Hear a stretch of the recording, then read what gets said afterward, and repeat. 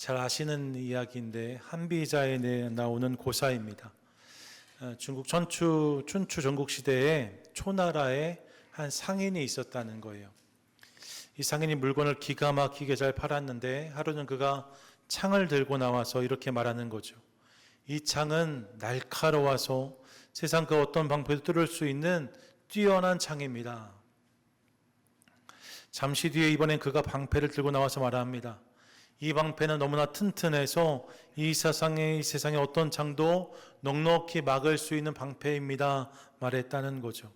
그때 이를 듣던 한 사람이 이렇게 묻습니다. 그럼 아까 그 창으로 이 방패를 찌르면 어떻게 되는 것입니까? 답하지 못했다는 거예요. 이 이야기를 두고 창 모자와 방패 순자로 요약해서 우리가 모순이라는 말을 하곤 합니다. 양립할 수 없는 두 개의 개념이 함께하는 논리적 오류를 범할 때 모순이란 말을 쓰곤 하는 거지요.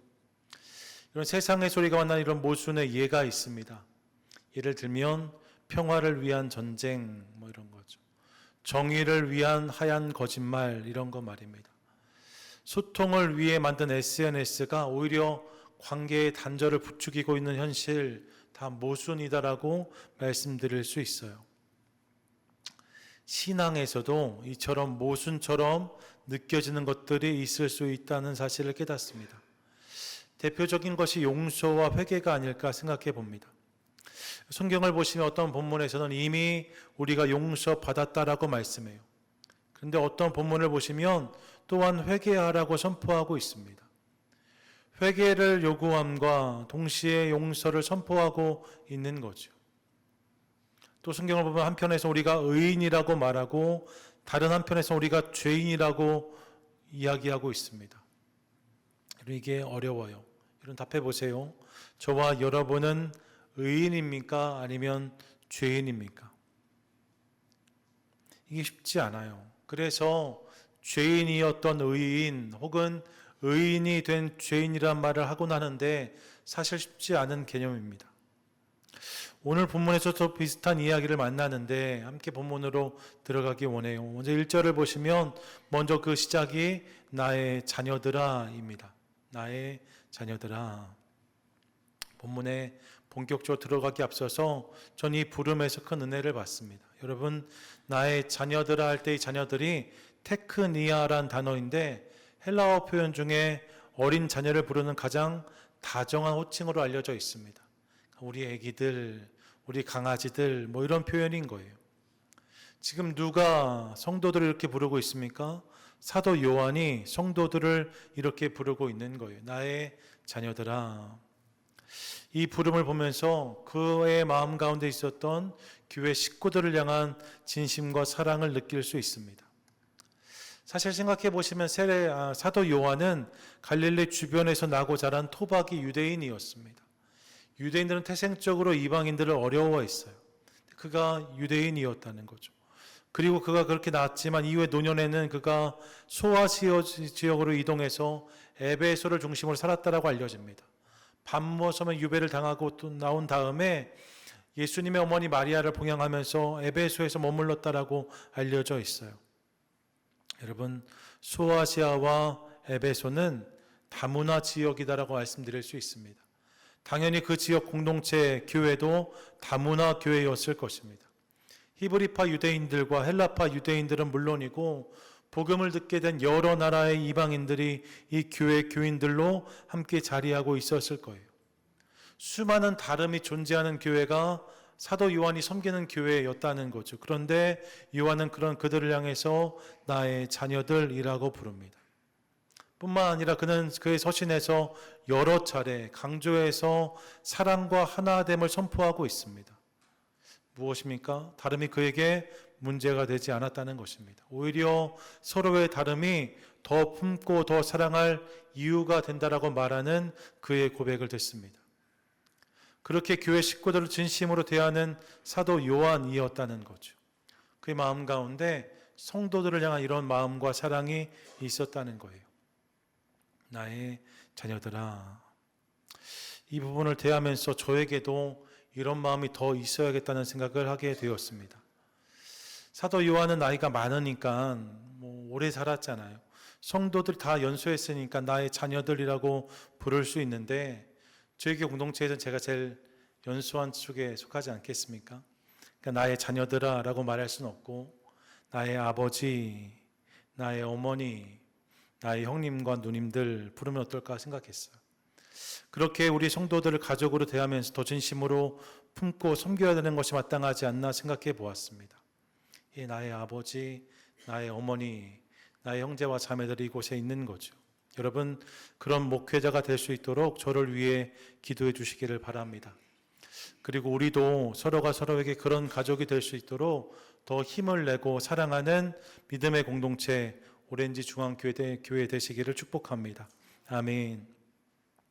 자, 성도들이 그렇게 나의 자녀들이라고 요한이 성도들을 부른 다음에 이제 그 사랑의 마음으로 무엇을 말하는가? 이어지는 본문 이렇게 말하고 있습니다. 나의 자녀들아, 내가 이것을 너희에게 쓰면 너희로 죄를 범하지 않게 하려 함이라 라고 말합니다. 사랑하는 성도들 향해서 무엇이라 말하고 있습니까? 너희가 죄를 범하지 않기 원한다 라고 말합니다. 죄 짓지 말라는 거예요. 거룩하게 살라는 거죠. 여러분, 이것이 사랑하는 성도들을 향한 요한의 첫 번째 권면이었답니다. 이 권면을 대하면서 저는 거룩이 구약에서만 강조되는 개념이 아니란 사실을 새삼 확인합니다. 거룩이 구약의 강조점이다라고 말하는데 구약만 거룩을 말하는 것은 아니라는 거예요. 신약에서도 하나님 백성들에게 동일한 것이 요구되고 있는 것을 확인합니다. 그게 거룩인 거죠. 그럼 거룩이 뭡니까? 거룩이 히브리어로 카도시라고 하잖아요. 칼로 자르다라는 의미를 가지고 있어요. 구분하고 구별된다는 거예요. 하나님 백성답게, 하나님 자녀답게 세상과 다른, 세상과 구별된 삶을 살아가는 것이 거룩이고 성경은 일관적으로 이렇게 주의 백성들에게 요구하고 있다는 거죠. 예수님도 율법의 1.1획도 사라지지 않을 것이라고 하시며 더 나은 의를 당신의 제자들에게 요구하셨습니다. 여러분, 예수님께서 제자들에게 너희는 자유케 되라고 말씀하신 것이 아니라 더 나은 의로 살아라 말씀하셨다는 거예요. 그렇게 여러분 기억하십시오. 거룩하게 산다는 것은 하나님 백성 된다는 것의 부분집합이 아닙니다. 하나님 백성 중에 거룩하게 사는 사람들이 있는 게 아니고 또 거룩하게 살 필요가 없는 사람들이 있는 게 아니고 하나님 백성이 된다는 것은 그 자체가 거룩한 백성이 된다는 의미이고 거룩한 삶을 살아야 된다는 요구입니다. 하나님 백성됨은 거룩한 백성됨과 같은 말이라는 거예요.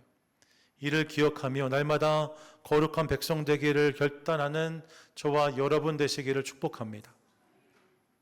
축복합니다. 아멘. 그런데 말입니다. 이게 쉽지 않아요. 왜 아멘이 적은지 알아요. 이게 어렵거든요. 구원을 받았다고 하나님 백성이 되었다고 저절로 거룩해지는 것이 아니기 때문에 거룩을 향한 여정, 성결로 가는 길은 언제나 어렵게 느껴질 수 있습니다. 그 여정 가운데 자꾸만 흔들립니다. 자꾸 넘어집니다. 그래서 이게 되는 싸움인가? 나는 정말 변할 수 있나? 이런 생각이 들 때가 많이 있습니다. 사도 요한도 이를 알았어요. 그래서 이어지는 본문은 이렇게 말하는데 1절 보세요. 나의 자녀들아, 내가 이것을 너에게 쓰면 너희로 죄를 범하지 않게 하려 함이라. 다음에 노란 글씨 함께 읽겠습니다. 시작. 만일 누가 죄를 범하여도, 여러분 죄를 범하지 말라라고 말한 다음에 이어서 이렇게 말해요. 만일 누가 죄를 범하여도, 만일 누가 죄를 범하여도. 저는 개인적으로 이 부분이 크게 위로가 되었습니다. 여러분, 지난주에도 회개에 대해서 말씀을 많이 드렸는데 말입니다. 성경은 하나님 백성은 절대로 죄를 지을 수 없다라고는 말하지 않습니다. 거룩을 요구하지만 하나님 백성은 그 여정에서 흔들리고 넘어질 수 있다는 거예요. 만일 누가 죄를 범하여도 이 여정 가운데 흔들릴 수 있는 것을 내가 안다 말하고 있는 거죠. 동시에 여러분 이 말씀 가운데 도전도 경험합니다.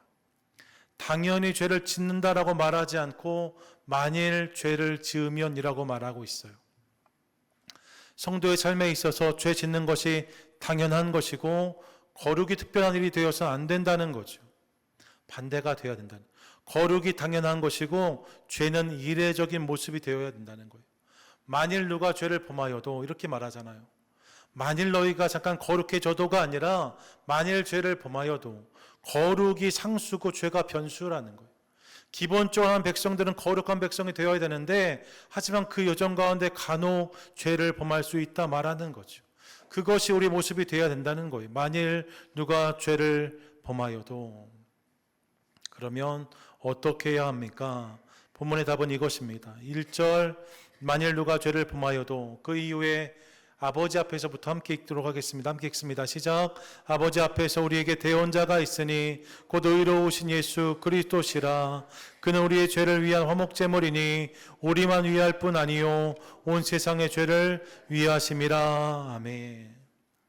너희가 죄를 범할 수 있는데 그때 낙심하고 절망하지 말라고 하십니다. 그러면서 우리가 대신 바라봐야 될 분을 소개하고 있는데, 그분이 누구십니까? 그분이 예수 그리스도시라는 거예요. 예, 흔들리고 넘어질 때마다 우리가 바라봐야 될 이름 예수 그리스도를 선포하고 있습니다.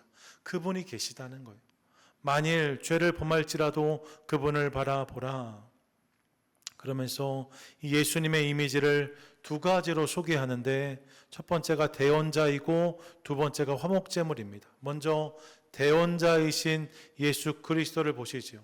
본문 1절 보시면 이렇게 말하는데, 함께 읽겠습니다. 시작. 만일 누가 죄를 범하여도 아버지 앞에서 우리에게 대언자가 있으니 곧 의로우신 예수 그리스도시라. 아멘.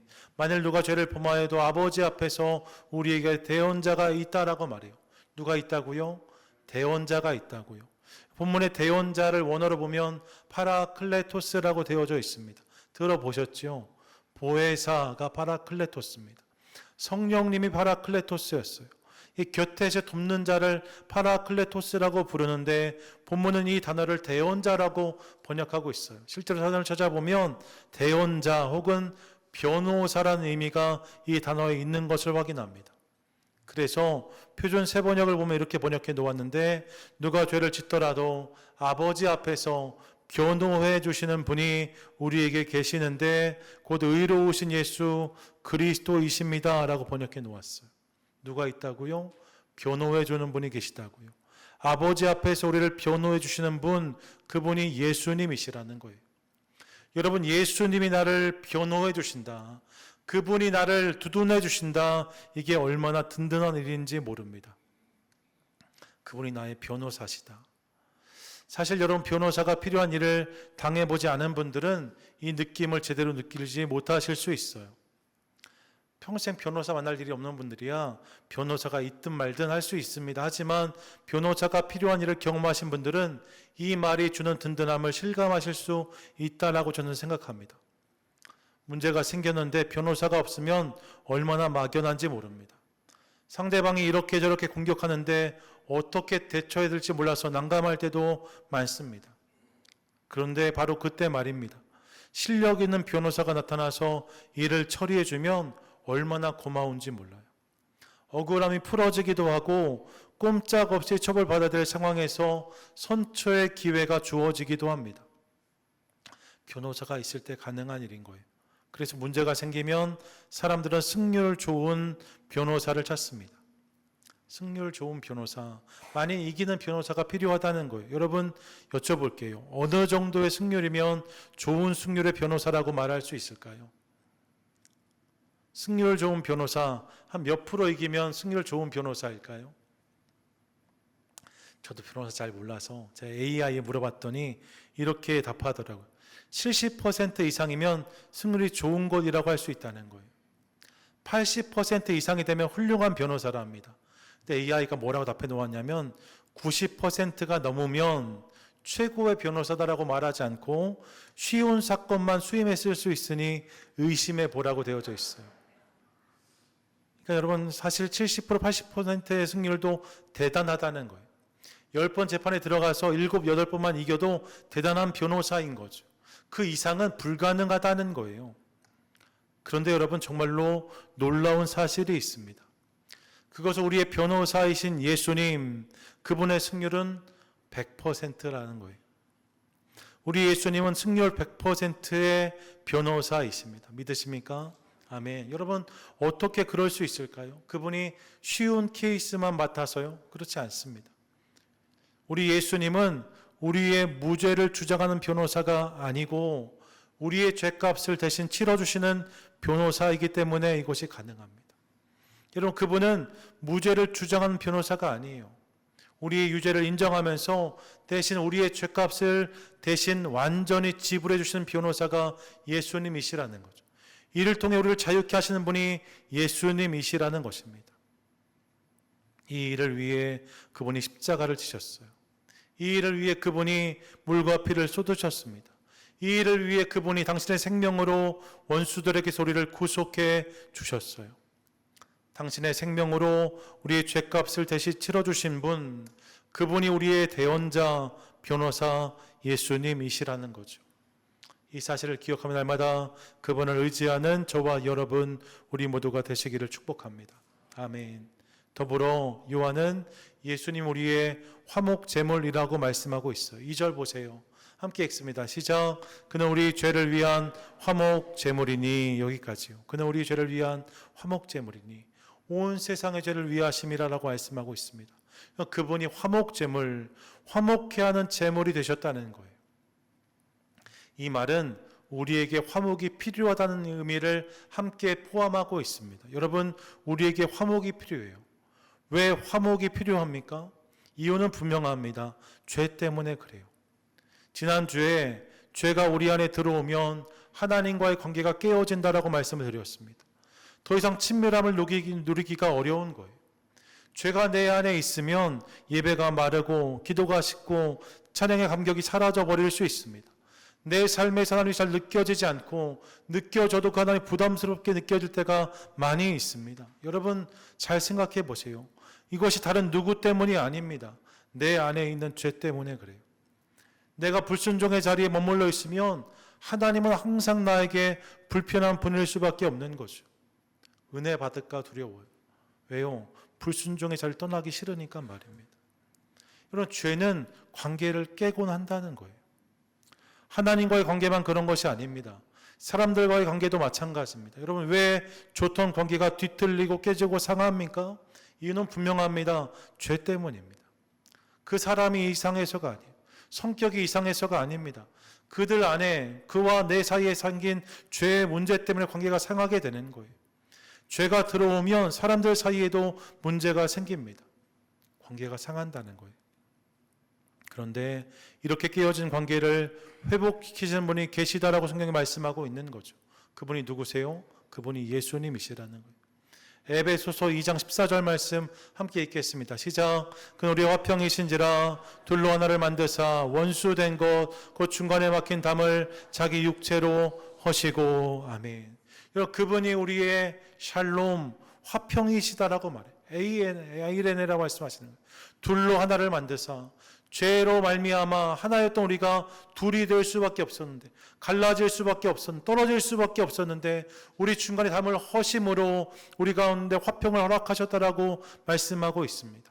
당신을 내어주심으로 둘이 하나가 되는 화목의 제물이 되어주셨다는 거예요. 이 은혜 안에서 우리가 하나님과의 관계를 회복할 수 있게 되었고, 이 은혜 안에서 우리가 원수도 사랑할 수 있는 능력을 얻게 되었다라고 성경이 말씀하고 있는 거죠. 예, 여러분, 우리 삶에 화목을 가능하게 하는 분, 우리 삶 가운데 샬롬을 허락하시는 분, 그분이 예수님이십니다. 그분을 기억하며 삶 가운데 주님이 주는 화평과 샬롬을 누리는 저와 여러분, 우리 모두가 되시기를 축복합니다. 아멘. 정리하면 이렇습니다. 요한은 만일 우리가 죄를 범하여도 라고 말한 이후에 그런 우리 가운데 승률 100%의 변호사, 화목 제물이 되신 예수님이 있다 선포함으로 그분으로 인해 주어지는 회복과 기회를 보여주고 있어요. 흔들리고 넘어져도 그분이 다시 우리를 일으켜 세워주신다라고 말씀하고 있는 거죠. 우리의 삶이 이 은혜 아래에 있음을 기억하며 날마다 예수님 안에서 회복의 은혜를 경험하는 우리 모두가 될 수 있기를 간절히 소망합니다. 죄책과 눌림, 두려움과 실망을 거절하고 복음 안에 자유를 경험하며 날마다 은혜의 백성으로 살아가는 저와 여러분 되기를 원해요. 이것이 오늘 저와 여러분에게 주시는 주님의 음성인 거죠. 만일 누가 죄를 범하여도 예수님이 계시다. 그 예수님 안에 다시 일어서라 말씀하고 있는 거예요. 그리고 이제 이 은혜를 경험했다면 다시 주님이 원하시는 길을 걸어가라고 또한 말씀하고 있습니다. 여기까지가 오늘 주의 음성인 것을 기억하고 싶습니다. 여러분, 예수 그리스도의 십자가와 용서는 우리에게 죄 지을 자유가 있다는 선포가 아니란 사실을 꼭 기억하십시오. 그분의 십자가가 우리의 죄와 우리의 허물을 해결하지만 그렇다고 예수님의 십자가가 우리 가운데 죄 지을 조건이 되는 것은 아니라는 거예요. 갈라디아서 5장 13절 말씀을 기억해 보세요. 함께 읽습니다. 시작. 그 자유로 육체의 기회를 삼지 말고 오직 사랑으로 서로 종노릇하라. 아멘. 주님이 주신 자유를 육체의 기회를 삼지 말라고 말합니다. 용서받았으니 계속 죄를 지으며 살아라 말하는 게 아니라는 거예요. 그분이 용서하실 거니까 어떤 삶을 살아도 상관없다라고 말하는 게 아니라는 거죠. 예수 그리스도의 십자가와 용서는 그런 것이 아닙니다. 그러면 예수 그리스도의 십자가와 용서는 무엇입니까? 그분의 십자가와 용서는 죄와 싸울 용기를 주시겠다는 약속이고 넘어졌을지라도 다시 일어나 그 길을 걸어가자는 그분의 초대란 사실을 기억하고 싶습니다. 계속 죄 지어도 된다가 아니에요. 죄에서 떠나 다시 나의 길을 걸어갈 수 있도록 내가 너를 일으켜 세우겠다는 그분의 초대라는 거죠. 이어지는 본문 보세요. 3, 4, 5, 6절이 다 그 이야기를 하고 있습니다. 3절 보세요. 우리가 그의 계명을 지키면 이라고 말해요. 4절도 그를 아노라 하고 그의 계명을 지키지 아니하는 자는 거짓말하는 자다라고 말합니다. 5절 보십시오. 누구든지 그의 말씀을 지키는 자를 말하고 있고 6절 함께 읽겠습니다. 시작. 그의 안에 산다고 하는 자는 그가 행하시는 대로 자기도 행할지니라 말하고 있어요. 여러분, 만일 죄를 범하였으면 그의 삶 가운데 변호사와 화목 제물이신 예수님이 있다라고 말씀한 요한이 이어지는 본문에서 계속적으로 말씀으로 사는 삶을 도전하고 있습니다. 뭘 말하는 거예요? 다시 주님을 따라가라는 거예요. 혹시 넘어질 수 있는데 예수님이 계시니 그냥 거기 있어라라고 말하지 않아요. 일어나 다시 달려가라고 초대하고 있습니다. 이를 통해 결국 주님을 점점 더 닮아가는 인생이 되라고 도전하고 있는 거예요. 여기까지가 주님의 부르심이라는 거죠. 여러분, 주님이 나를 용서하신다는 사실은 죄가 아무것도 아니다를 말하는 게 아니에요. 죄 지어 넘어질 수 있는데 주님께서 우리를 일으켜 세워주셔서 다시 그 인생 가운데 기회를 주시겠다는 약속이라는 거죠. 이 사실을 기억하며 그 기회에 반응함으로 날마다 주님께서 원하시는 그 길을 살아가는 저와 여러분 우리 모두가 되시기를 축복합니다. 아멘. 말씀을 정리하려고 합니다. 여러분, 오늘 말씀이 어떻게 시작되었는지를 기억해 보고 싶습니다. 시작이 뭐였어요? 나의 자녀들아 였습니다. 나의 자녀들아. 이제 보니까 여러분, 이 부름은 성도들을 향한 요한의 목소리이지만 동시에 우리 모두를 향한 하나님의 음성인 것을 깨닫습니다. 나의 아이야, 나의 자녀야 부르고 계신 거예요. 여러분, 걸음마를 배우는 아이를 떠올려 보십시오. 하루에도 수십 번 넘어집니다. 그런데 여러분, 넘어진 아이를 바라보는 부모의 마음에는 정죄가 없습니다. 부모는 넘어진 횟수를 세는 사람이 아니라 다시 일어서려는 아이의 손을 붙잡아주는 사람이기 때문에 그렇습니다. 얼마나 넘어진지를 세는 것이 부모가 아니라 넘어질 때마다 달려와 손잡아주는 것이 부모라는 거예요. 그리고 말하죠. 괜찮아. 다시 일어나. 아빠가 엄마가 여기 있으니까 다시 걸어보자. 말하는 게 부모라는 거예요. 여러분, 우리 하나님도 그렇게 우리를 바라보고 계십니다. 매일매일 내 죄값을 치러주심으로 다시 그 길을 가자고 우리를 부르고 계세요. 오늘 이 아침 혹시 우리 가운데 넘어진 채로 주 앞에 나오신 분은 아니 계십니까? 반복되는 죄 앞에서 나는 안 되나 보다. 나 원래 이래. 그런 실망과 낙심으로 앉아 계신 분은 아니 계십니까? 혹 그렇다면 여러분 그 자리에 그대로 주저앉아 있지 마시기를 바랍니다. 주님은 지금도 여러분을 향해 다시 일어설 기회를 주시겠다고 말씀하시고 그럼 우리 가운데 당신의 손을 내밀어 주고 계세요. 이 손을 붙잡고 일어나라고 말씀하십니다. 그리고 다시 이 걸음을 걸어가자고 말씀하고 계세요. 바라기는 이 초대 음성에 반응하는 것을 통하여서 그분 안에 용서와 회복을 경험하는 우리 모두가 될 수 있기를 원하고, 이 감격으로 말미암아 계속해서 믿음의 정을 감당하는 저와 여러분 우리 모두가 되시기를 축복합니다. 아멘. 아가서 2장 10절 말씀인데 마지막 함께 읽도록 하겠습니다. 함께 읽습니다. 시작. 나의 사랑 내 어여쁜 자야 일어나서 함께 가자. 주의 음성을 듣는 저와 여러분 우리 모두가 되시기를 원합니다. 이 시간